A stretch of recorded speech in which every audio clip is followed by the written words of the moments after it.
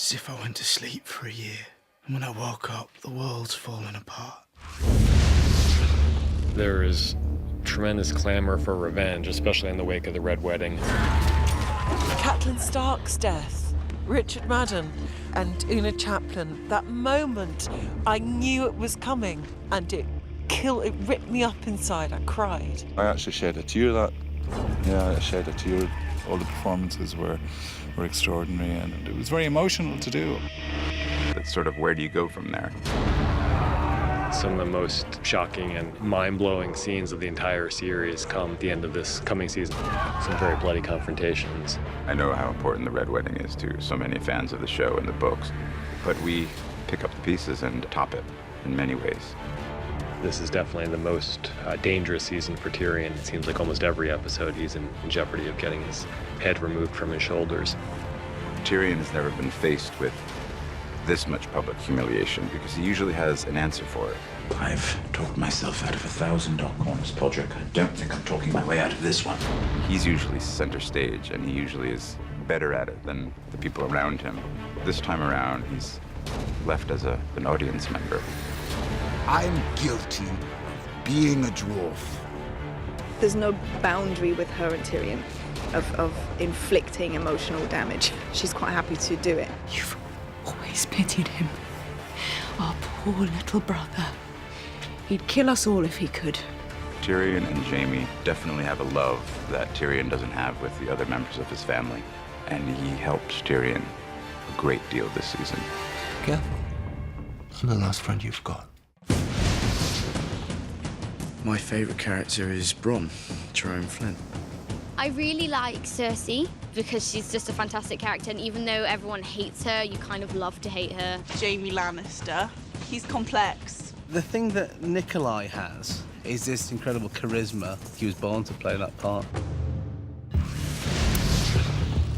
Oberyn Martell is the one wild card. I would describe Oberyn as a deeply passionate person. I think that he's very, very dangerous, but he's also good. I think Oberyn's feelings for the Lannisters go beyond disdain and then to hatred. Why did you come to King's Landing, Prince Oberyn? I was invited to the royal wedding. The Lannisters aren't the only ones who pay their debts. He uses the invitation to the wedding to come and seek out what he really wants, and that is vengeance. Joffrey. Joffrey's a wee prick. Mummy's boy, a bully. He's got nice eyes. I feel like Jack, the actor, has an abundance of redeeming qualities. I feel like Joffrey, the character, less so. He's kind of always sits like squiffy on his chair. And he's like always picking it at the handle, and he's like, I am the king! Joffrey, I mean, clearly the last person on Earth you would want to have any kind of power. I broke Stannis on the Blackwater. Pity you weren't there to help, Uncle. My apologies, Your Grace. I was rather busy. Busy getting captured. It's the best fun to play such a hateful or hate-inspiring character. Just to get the reaction out of someone is it's very satisfying. It's nice to, make people hate you. A royal wedding is history. The time has come for us all to contemplate our history.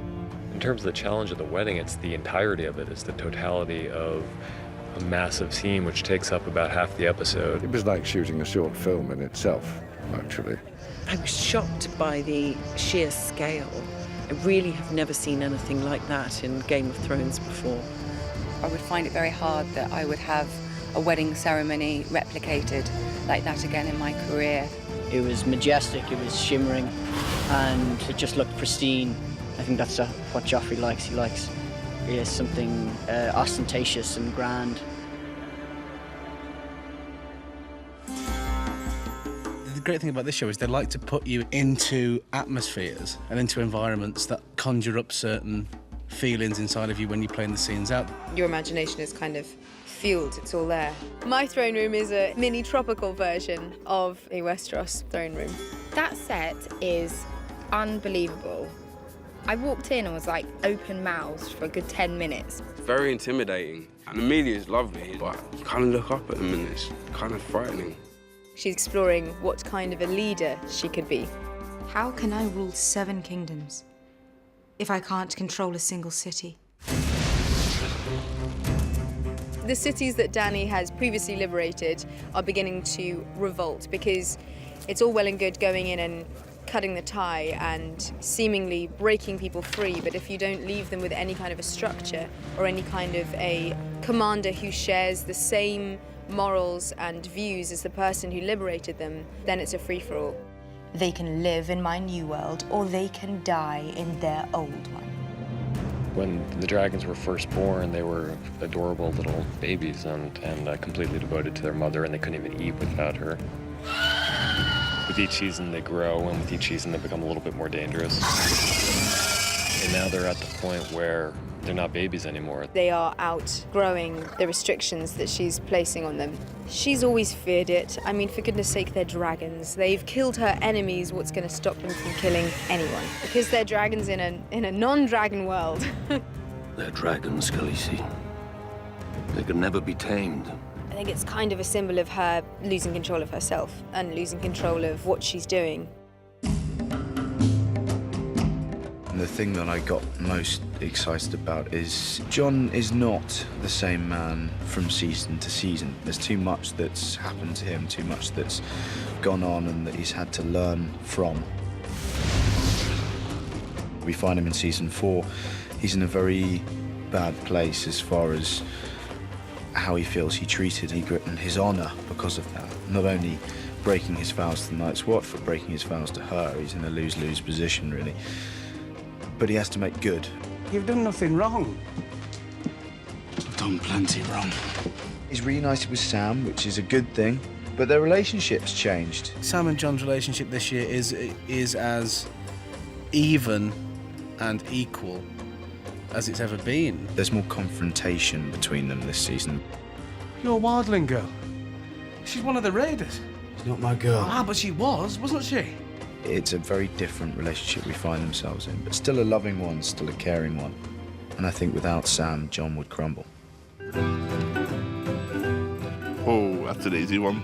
Involves prosthetics. No, that's a big man. Go back and find your clothes, Hodor. One of the most terrifying things I've ever had to do was the opening shot of season 3. They wanted to get this feeling of something being behind Sam and something in pursuit of Sam. So they decided the only way to achieve that effect was to chase me on a quad bike through the snow. And they had a guy running alongside saying, the only reason I'm here is if you fall over, I'll get the quad bike to stop. I went, thanks very much. I don't know what they're paying you, but it's not enough. Sometimes greeting CGI wolves is a strange experience. It's this big green sausage dummy shoved in your face and you have to treat it as if it's your lifelong pet and love it to bits. It's very odd. The most weird thing I've had to do this season is to bite off a man's ear and spit it in his face. First time I walked into the Castle Black set, I thought, oh my God, because until you step into it physically, when it comes out of your head and into the real world, it sends chills down your spine, really. Chopping off Theon Greyjoy's companion was probably quite OMG when I read that. I was like, whoa, really? Every day on this show is an OMG moment, really, because there's always surprises in it. You're always in a really cool location, or you've got a great prop, or, the set is incredible. The thing that's amazing about the places we shoot is you just don't know what to expect. So you turn up and you're like, wow, this is so much grander than I could have expected or could have ever imagined. The biggest OMG moment is when you think you're nearly finished and then you've got 5 hours to go.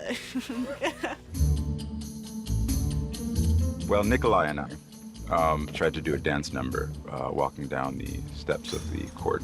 We thought it was fun. And the extras were all laughing and dancing. But the crew was really tired, and I don't think they responded. And then we just heard from the 80s, like, still rolling, reset. Whenever Maisie's around, there's usually a lot of sleepovers, and we do a lot of knock and runs on people's hotel doors. You'd see Dame Diana Rigg playing backgammon with Daniel Portman, and see Lena giving a massage to someone, and everyone's just chatting and joking around, and that's a really nice moment. Everyone else gets the badass quotes. I think the best quotes are Bron's quotes. Any line he has is witty and intelligent and hilarious. You don't fight with honor. He says, no. He did. Okay, well, there was that scene where he said, Hodor. Hodor? Hodor. Hodor. That was definitely a badass one. I think it would be when Ygritte's head is on that rock. Strike hard and true, Jon Snow. I'll come back and haunt you. Oh, that was a great line. But there's one this year when she's talking about nothing. Maybe nothing is worse than this. Nothing isn't better or worse than anything. Nothing is just nothing. I think that makes you really think about all the different characters and it kind of puts things into perspective. Oh, Dracarys. Dracarys. Definitely. I believe that's probably the most badass quote. I think Maester Luwin. He was very much a father figure for Bran, and to not have him, I think, is probably a disadvantage to Bran. You Robb and Catelyn. So hard. The big one that set the whole tone for Game of Thrones being known for a show where no one is safe was Ned Stark. And that completely shocked me.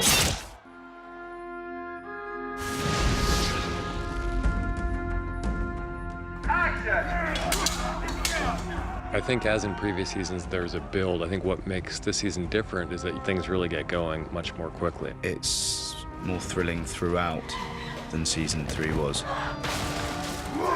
There's definitely objectively more action, and there are a whole lot of things on the production front that we've never done before. Everyone's kind of now loading the guns, loading their arrows, sharpening their knives, and it's just ripe. It's not building towards one specific climactic event. There are more climactic events in season 4 than there have ever been before. Every season up until now has been, episode 9 has been the big episode. Season 4 is just very steady. The stakes are higher throughout the season than they have been before. This season, the story just gets more intense. Some really juicy mental storylines, and it's just really exciting. The button's pressed and the accelerator is firmly to the floor here. There's a lot of action. The good guys are coming back this year, and that's nice to see. Yeah, we're making a stand. We hope people, when they come out of the season, will feel that the impact of the season as a whole would be even greater than the impact of the previous season. There are so many quality shows on television that I love and admire, but I don't think there's one with the scale of Game of Thrones in terms of the size of the cast, in terms of number of countries we shoot in, and who else has dragons, really?